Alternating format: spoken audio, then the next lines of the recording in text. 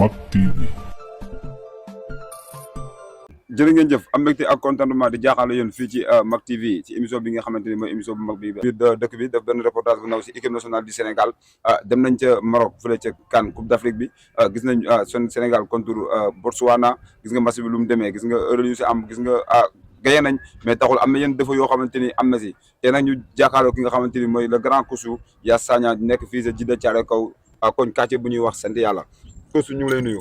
di la ziar di nuyu waa Mak TV yéen ñëpp di leen ziar par rapport ak li xew muy événement bi muy Coupe d'Afrique Coupe d'Afrique bi nag buñ ko xoolee démarré na ni mu démarré ñu ngi tey ci deuxième journée Coupe d'Afrique bi nekk nag ci deuxième journée Coupe d'Afrique bi day def tout simple day permettre ñun ñu mën a def lecture premier match bi lecture premier match bi dafay mel ni continuité la ci logique gu Pape Thiaw logique gu Pape Thiaw mooy comme ni ñu waxee rek football héritage la parfois Pape Thiaw lu mu hérité ci Aliou Cissé mooy un bloc défensif solide mais bloc défensif solide boobu déploiement am sur l'aspect offensif moo desoon te déploiement am sur l'aspect offensif boobu moom la Pape Thiaw réussir léegi may wane ne tey Sénégal mun nañ ne on a une équipe à 95% stable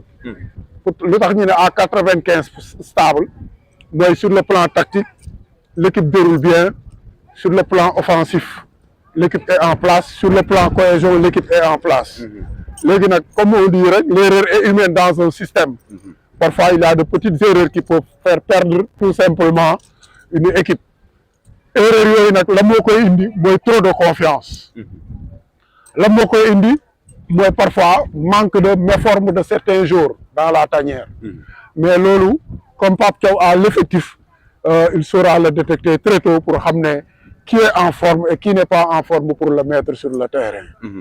yéen a ko déggandoo daanaka dégg na si lu am solo Yass tey su ma doon ñëw si benn question bi nga xamante ni dama la premier mi-temps bi Sénégal gis nga lu mu joué contre Botswana par rapport ak deuxième mi-temps bi lan mooy différence entre premier mi-temps bi ak deuxième mi-temps. Premier mi-temps bi c'est la maturité parce que booy démarrer Coupe d'Afrique nga doon une grande équipe il faut faire d'abord la lecture de l'adversaire faire la lecture de l'adversaire mooy nga xam moom adversaire bi moom tey lan la indi te loolu Sénégal daf ko def avec intelligence et expérience parce que boo xoolee ci suñu ligne défensive yëpp dañ fa am ay joueurs expérimentés boo jëlee au niveau de la défense ñu ko commencé ci Edouard nga avancé jëm ci Kalidou Koulibaly au milieu terrain nga am tout simplement Gana Gueye nga avancé ci am Sadio Mané on peut dire que au niveau de la colonne vertébrale de l'équipe am nañ ca ñoo xam ne sont très expérimentés donc du ñu ñëw rek songu match noonu donc accompagner des jeunes aussi qui sont très intelligents et qui savent comment jouer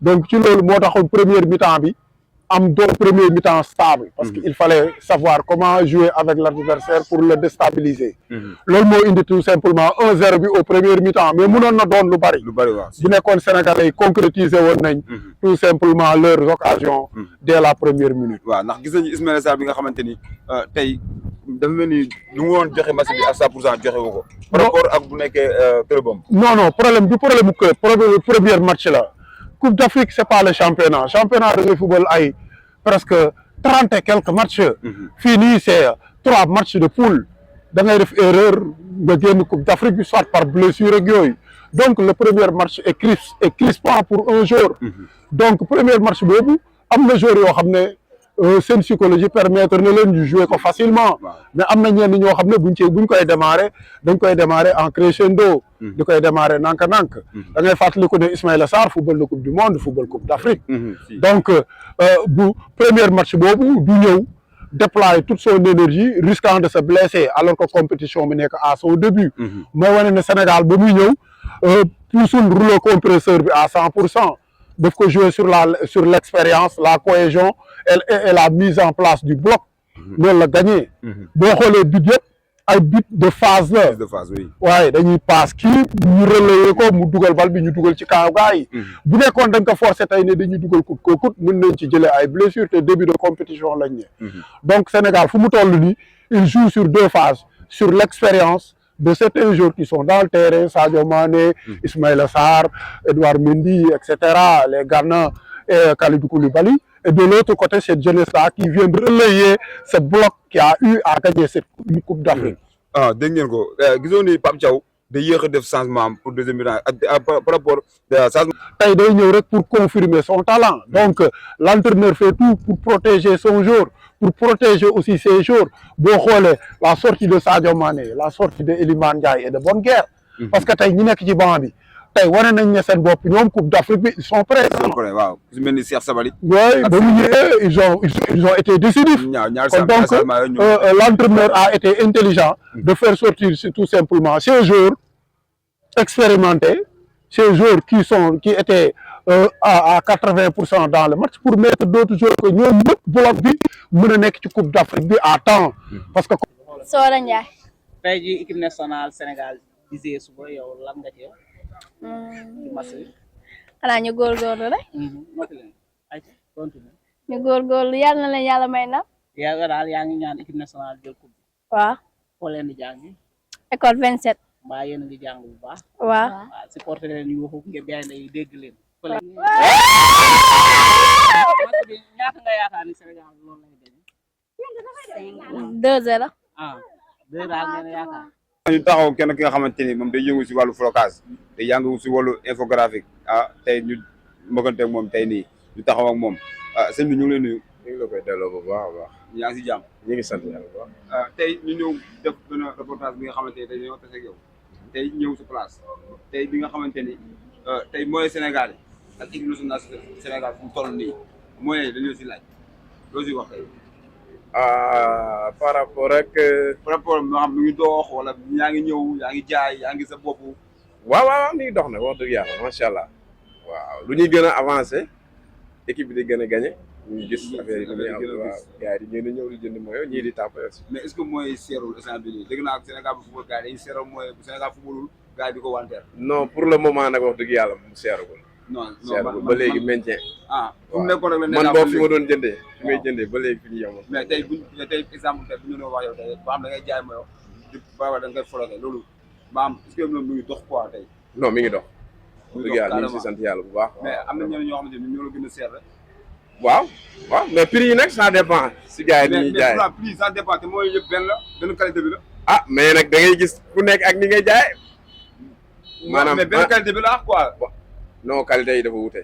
non ndax mooy fu nekk lay jógee. waaw ñii ku ne ñii si la ñuy jëlee mayo par rapport ak ñoom ni ñuy importé. maanaam ni ñuy importé seen mayo mën na gën a yomb. comme mën na gën a jafe ci ñenn ñi. ça dépend si ñuy indee mayo. ça dépend si mooy fu muy jógee quoi. muy jógee voilà. léegi bu nekkente ni képp koo xamante ni yow tey man tey fu ma dem dañu am mooy instant yi doxul yow nga ñëw ni nga ma dox na comme par rapport te mooy jàpp naa ne fu ñu jógee tamit bokkul yow yaa koo say wax. non mais peut-être nag léegi xam nga tey mooy danañ ko jàpp aj ko foo xamante ni yeggu fa dana bi nga benn mooy sax gars yi na la ay 15000 wala 10 000.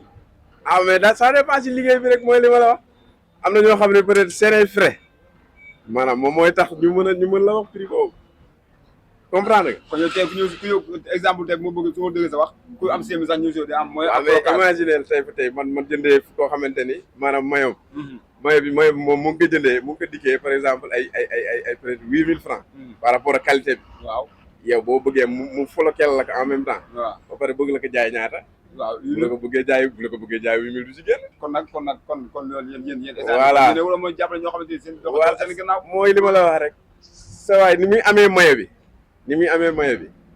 moom mooy définir prix bi mu koy jaayee. mais lan nga wax si ñi nga xamante ni ñoo jël moyen di ko seeral ba kenn mënu am. non ñu yamale ko rek te xam ne lépp affaire Sénégal la xam nga lii dafay jàll benn moment la rek. loo gisee équipe nationale Sénégal. voilà non sant yàlla instant bii nii moom fi ñu taxaw nii buñ ko maintenir rek dañuy am dara. Sadio Mané la wax si moom. Sadio Mané mu ngi maintien.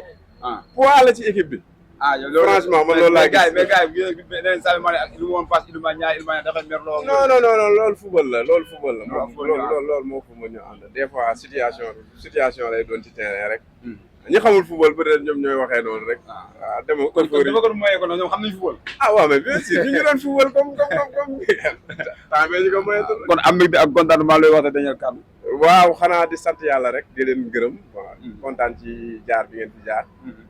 xam nga di ngeen ñu may opportunité au moins nit ñi duñu gis xam nga maanaam ñu mën a publier boog li ñuy liggéey waaw mais vraiment ñu ngi leen di gërëm bu baax a baax waa Mak TV Babacar nee dina leen jox moya du sumay wax nag ay waxam la amul mbégte di ak kontaan kii nag sama moy yi ngeen gis yëpp kii moo koy floqué noonu demee nag moom ñu ko defal t-shirt si Babacar ñoo defal t-shirt Modou Lo di ko sant di ko gërëm ndax yàgg na moo ko defaral di am comité ak contentement doon jaaxaale moom si fi Mak TV émission bi nga xam ne mooy tax daje ñu demaat ba si kanam dugal ko ci maillot yi waaw loolu am na solo Sénégal fu mu amee ndam rek ñoom seen affaire dox kon nañ leen ñaanal ñoom Sénégal di gagné waaw seen affaire di jar waaw parce que suñu ay mbokk lañ suñu ay rakk lañ te ni ñu bëggee réew mi dox ñoom loolu lañ ko bi nga xamante ni mooy Kalza Anne ancien zone ñettement bi nga xamante ni moom mooy jaay mooy Sénégal yu baax yi mooy jaay mooy Sénégal yu wóor yi nee naa la lépp loo xam ne bëgg nga ko ci wàllu mooy ba équipe bu mu mënti nekk Kalza Anne mu ngi nekk fële ca ñettement